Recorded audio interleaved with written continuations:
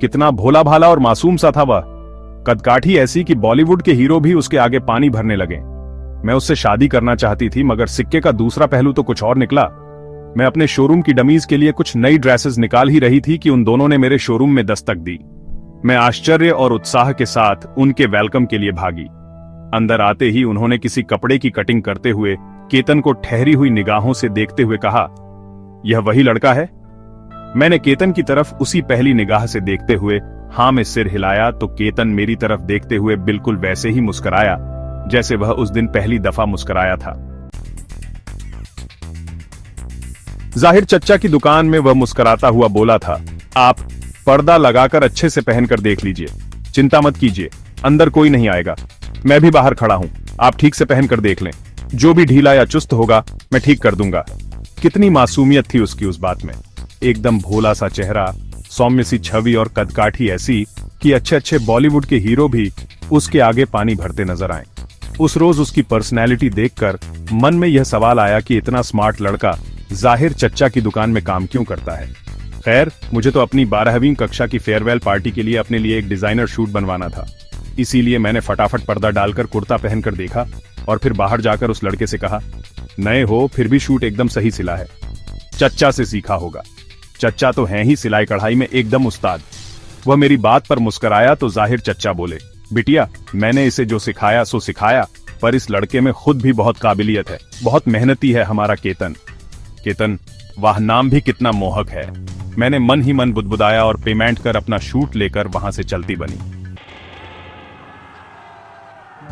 Farewell party में सबसे ज्यादा मैं और मुझसे ज्यादा मेरा डिजाइनर शूट जंच रहा था। वाओ रचा, कितना प्यारा शूट है, कहां से बनवाया है ये डिजाइनर शूट?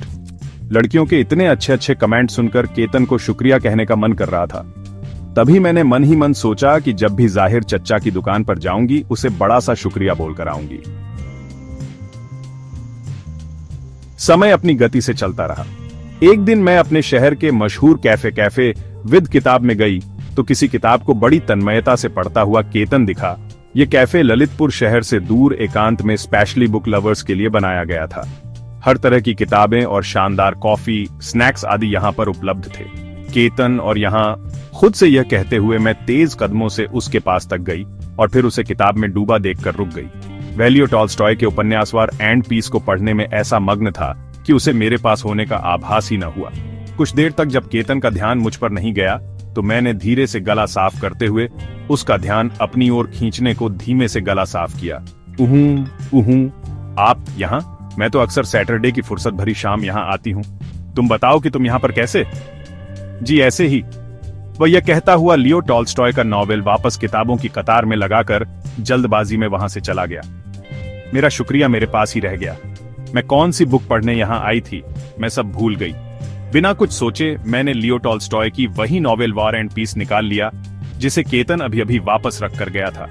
एक कप कॉफी का ऑर्डर देकर मैंने नॉवेल खोला तो एक कागज मिला जिस पर खूबसूरत सी लिखावट में लियो टॉल्स्टॉय के लिए एक प्यारा सा नोट लिखा था। आपकी किताब आज तीसरी दफा उठाकर पूरी कर पाया। आप बहुत अच्छा लिखते थे। आप जहां कहीं भी जिस भी दुनिया में हो, मेरा यह संदेश आप तक पहुंचे। शुभकामनाओं सहित केतन। मैं मुस्कुराती हुई उस नोट पर ठहरी ही थी कि कोई मेरी ऑर्डर की हुई कॉफी लेकर आ गया। किताब से ध्यान हटाकर दिखा वह कोई और नहीं बल्कि केतन था। केतन यहाँ पर भी काम करता है? मन ही मन मैंने खुद से सवाल किया। कुछ देर वहां पर रुकी और मन की उथल पुथल के चलते वहां से निकलते ही मैंने अपनी स्कूटी सीधे जाहिर चच्चा की दुकान में जाकर रोकी।